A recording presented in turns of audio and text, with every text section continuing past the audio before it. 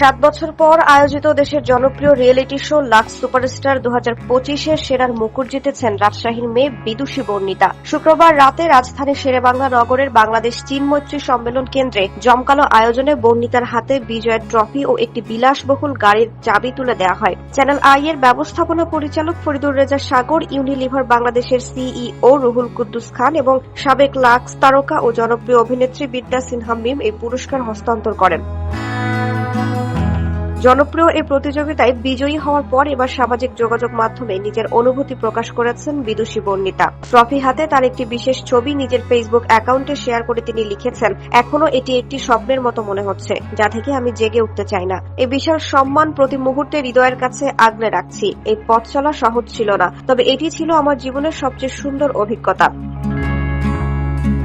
ভক্তদের ভালোবাসায় সিক্ত বর্ণিতা আরও জানান, তিনি এই খেতাবের মর্যাদা ও দায়িত্ব যথাযথভাবে পালন করতে চান। জানা গেছে, বর্ণিতাকে নিয়ে নির্মাতা রায়হান রাফি সিনেমা নির্মাণ করবেন। এছাড়া অনুষ্ঠানে চ্যানেল আই এর ব্যবস্থাপনা পরিচালক ফরিদুর রেজা সাগর জানান, বিজয়ীদের নিয়ে শিহাব শাহীন ওয়েব সিনেমা নির্মাণ করবেন। এবারের আসরে প্রথম রানার আপ হয়েছেন পাবনার নাজাহ নাওয়ার বিনতে নুরুল এবং দ্বিতীয় রানার আপ নির্বাচিত হয়েছেন চট্টগ্রামের আমিনা ইসলাম।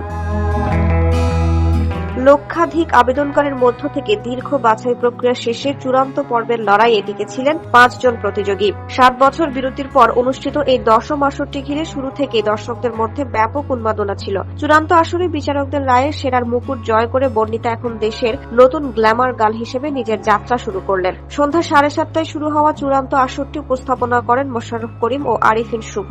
এবারের আসরের মেন্টর ছিলেন জয়া হাসান, মেহজাবিন চৌধুরী ও রায়হান রাফি।